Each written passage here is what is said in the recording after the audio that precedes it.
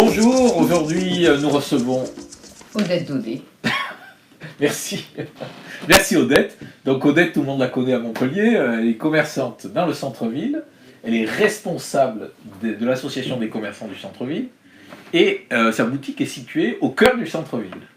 Et elle vit au cœur du centre-ville. Enfin, sur l'axe principal du centre-ville qui est la Grande Rue et au milieu de la Grande Rue, donc c'est le cœur de Montpellier. On peut dire ça. Donc pour ceux qui connaissent pas Odette, donc c'est une commerçante, elle est active, une personnalité montpelliéraine, on peut dire ça. Voilà, ça fait 30 ans qu'elle est dans la dentelle. Hein. Donc elle fait partie des 100 meilleures boutiques de France. Régulièrement. Régulièrement. Ça fait combien de temps? Ça fait une dizaine d'années. Voilà, bon, passionné, enfin bon, la famille, la randonnée, les sports martiaux. On a dit le Krav Maga. J'ai bien prononcé? Tout à fait, Krav Maga. Krav Maga. Maga, déterminée, persévérante, combattante, possessive, entière et dominatrice, on m'a dit. Tout à fait. je vais essayer donc d'être un peu cool parce que sinon ça va être dur. Non, c'est bon. Donc s'intéresse à l'économie, à la géopolitique, au centre-ville de Montpellier et une passion, la danse orientale. Oui. Voilà, et des relations nationales dans le showbiz. Voilà. Entre autres.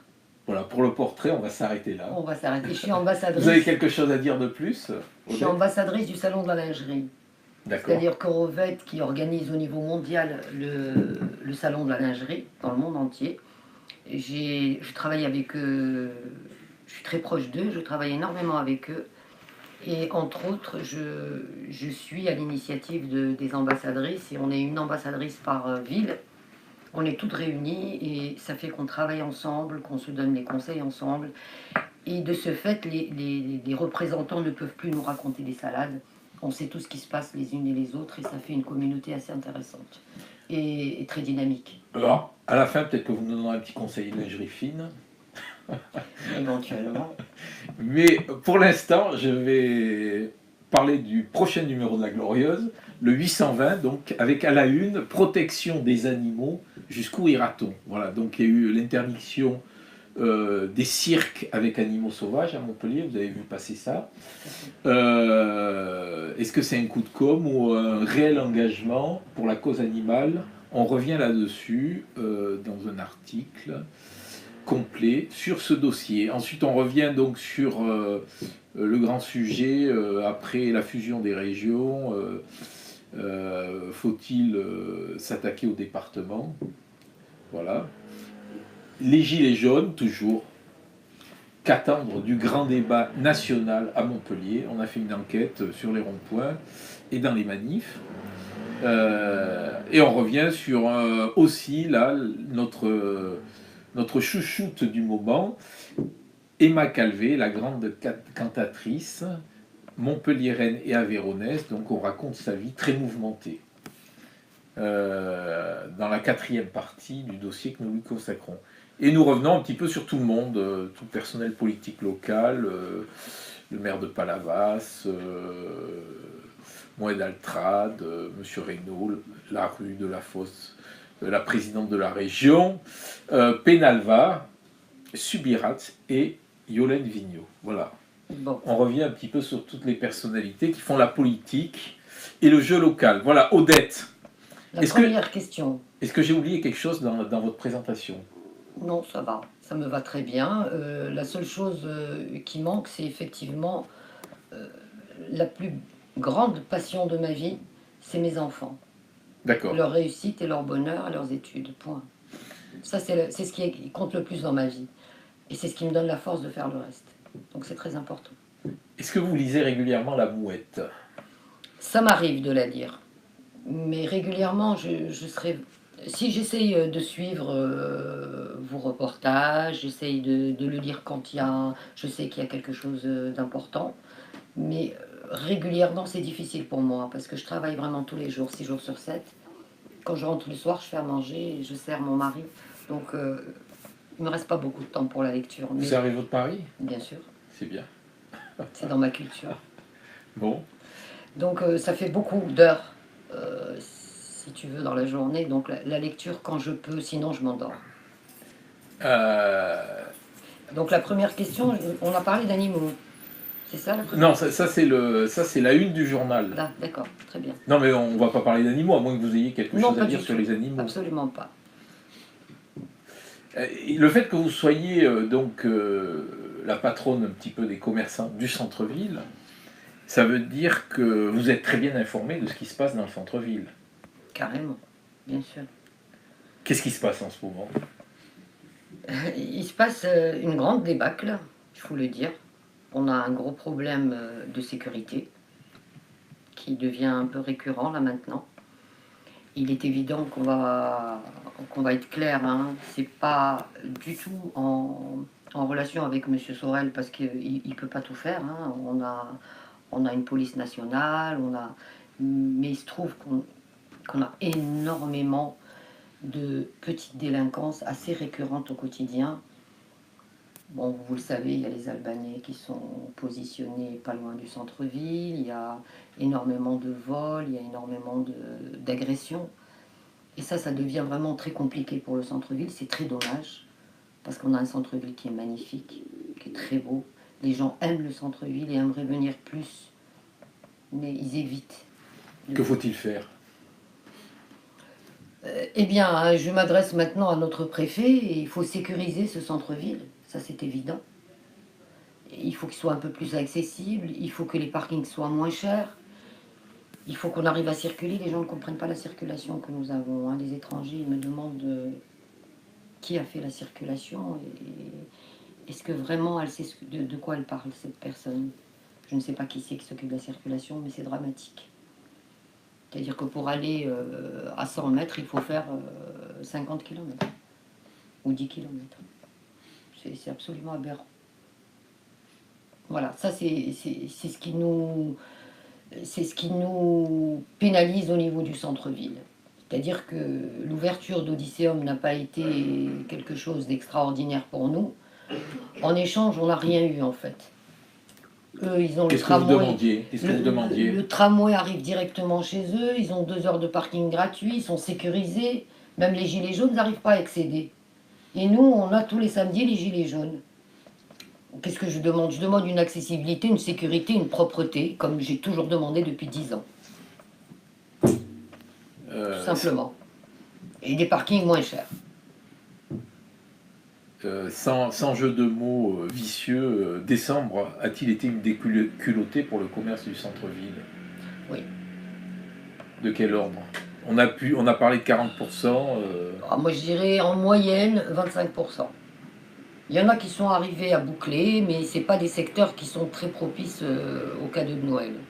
Mais ceux qui ont vraiment qui font des cadeaux de Noël conséquents et pour qui c'est un gros mois, eux, ils ont eu quand même une petite perte. Y a-t-il une débandade de la fréquentation commerciale? Oui. Oui. Oui, il y a beaucoup de gens qui aiment le centre-ville mais qui ne viennent plus, parce qu'ils ne se sentent plus en sécurité. Quelles en sont les causes? Baisse du pouvoir d'achat, concurrence des zones commerciales, prix des parkings? Non. Les causes, c'est surtout la sécurité. À chaque fois, il y a beaucoup de gens qui se font agresser. Après, il y a les prix des parkings et il y a l'accessibilité. C'est un tout. En fait, c'est un tout qui fait que les gens, ils ont envie de venir, mais ils ne viennent pas. Ou alors, ils vont venir 2 fois par an en courant et ils repartent. Il faut dire qu'aussi, la fréquentation du centre-ville, elle est de plus en plus... Comment dirais-je? Il y a tellement de petits délinquants que c'est pas agréable. Hein. On n'a pas envie de se balader et de flâner. Il n'y a pas un problème d'accueil aussi dans le centre-ville? Pas du tout, au contraire. Non. Les commerçants en général sont très accueillants. En tous les cas, je peux parler de moi à mon accueil. Hein. Ils sont tous satisfaits et des fois ils viennent que pour moi au centre-ville. Donc je ne vois pas pourquoi on parle de mauvais accueil. Non. On a un député local là, qui s'est illustré là, pour faire un travail sur la désertification des centres-villes. Monsieur Vignal? Oui. Ben, je sais pas. Avez-vous échangé avec lui? Pas du tout. Pas du tout. Je ne sais absolument pas s'il a des projets sur Montpellier, mais nous avons un maire qui peut tout à fait s'en occuper. Je pense pas qu'on ait besoin de Monsieur Vignal. Monsieur Sorel peut s'en occuper. On peut le faire avec Monsieur Sorel. Est-ce qu'on peut dire que Montpellier est concerné par la désertification du centre-ville? Oui. Il n'y a qu'à voir les magasins. Il y a beaucoup de magasins qui ferment, il y a beaucoup de magasins qui liquident. Il y a beaucoup de gens qui se posent des questions, il y a beaucoup de gens qui veulent vendre, qui veulent partir. En tous les cas, parmi mes adhérents, j'entends. J'entends. Et l'état du commerce en centre-ville, les fonds de commerce, enfin, est-ce que c'est dynamique Ben, on essaye, mais bon, les gens, ils ouvrent. Là, actuellement, il y a tout qui se mélange, hein, avec les problèmes des samedis et les chaînes. Il y a des chaînes intéressantes. Il y a des magasins comme Mac qui attirent du monde. Il y a des magasins très intéressants. Mais là, je ne sais pas si on peut faire une analyse en ce moment sur le centre-ville. Parce que là, c'est un peu compliqué avec ce qui se passe. C'est-à-dire que là, en plus, les Gilets jaunes ont démoralisé les gens. Les gens se sentent... on sent qu'ils sont tristes, qu'ils n'ont pas le moral, qu'ils ont quelque part un petit peu peur. Et ça les a un petit peu bloqués aussi concernant la consommation. Est-ce que votre clientèle a cédé à la mode des dessous jaunes? On n'est pas, je ne suis pas dans ce type de vente, du tout. Je fais du luxe. Dans le luxe, on n'a pas ce genre de... Le jaune n'est pas une couleur Le jaune n'est pas luxueuse. Une couleur luxueuse, non. Quand elle est à la mode, on l'a. Hein. Et le chantier là, de la Grand Rue Jean Moulin Jusque-là, il s'est très bien passé. Il a été géré comme il faut. On n'a pas eu de gros impacts par rapport à ça. Hein. Ça nous a pas du tout impacté. Pratiquement pas. Les métiers de bouche, un petit peu, mais les commerçants, ça va. Dans l'ensemble, ils se plaignent moins de ça que des gilets jaunes. Et quelle est pour vous la pire des nuisances là, dans le centre-ville? L'insécurité. Et au niveau des animations, j'ai pu discuter avant de vous voir là, avec quelques commerçants, ils me disaient qu'il y avait un déficit d'animation au centre-ville. Quel est votre regard là-dessus? Qu'est-ce que vous voulez comme animation? Qu'on leur mette des clowns et des... Je vois pas qu'est-ce qu'on peut faire comme animation. On fait des braderies, on fait pas mal de choses avec la chambre de commerce, avec la mairie, on fait pas mal d'animations. Les braderies, ça attire énormément de monde. On essaye d'ouvrir des dimanches, on essaye de faire le maximum d'efforts, mais on n'est pas surhumain non plus, on est des êtres humains, hein, on ne peut pas faire plus. Quel type d'animation? Je vois pas ce qu'on peut faire comme animation. Pour attirer plus de monde. C'est plus ça qui attire le monde. Les animations, essentielles, on les fait. On anime par la fête des Lumières, on a quand même pas mal d'animations. Qu'est-ce qu'on pourrait faire d'autre? Faire des lotos, des choses comme ça? Je vois pas. C'est un petit peu dépassé, hein, tout ça. La propreté de la ville? Bah, ils ont beau nettoyer, il y a des gens très sales. Hein. C'est pas le fait qu'ils nettoient pas. Hein. Le nettoyage se fait, et tout se fait. Il y a la population qui n'est pas adéquate. Hein. Ça, c'est pas la responsabilité non plus de Nicolas. Faut pas exagérer. Ça consiste en quoi d'être président de l'association des commerçants centre-ville? D'aider mes adhérents quand ils ont un problème, quand ils ont quelque chose à régler avec la mairie, avec la chambre de commerce, quand ils ont un souci de terrasse, quand ils ont un souci quelconque, j'essaye de le régler.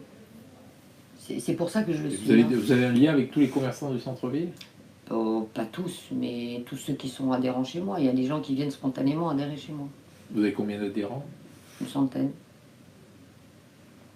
Est-ce qu'à votre avis, il y a des solutions pour plus dynamiser le centre-ville? C'est clair, l'accessibilité, le parking, déjà, c'est énorme.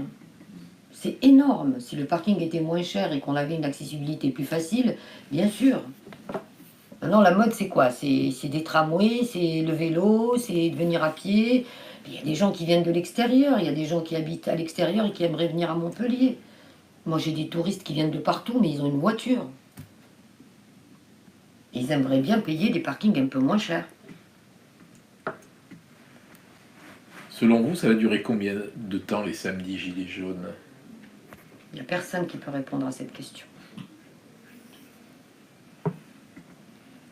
Personne ne peut répondre. Vous Même avez pas le fermé président de samedi la dernier? République. Vous avez fermé? Moi, je ne ferme jamais, je baisse jamais les bras, ça va pas, non. Je suis là, je travaille. Hein. Dans la grande rue, les gens travaillaient? Ben, on a travaillé, oui, on a fait ce qu'on a pu, mais on a travaillé, on était là. Mais on va pas s'aider tous les samedis à fermer, ça va pas. On est là, on prend les risques comme tout le monde. Très bien, je vous remercie. On va terminer par la question chapeau, si vous voulez bien choisir et nous lire.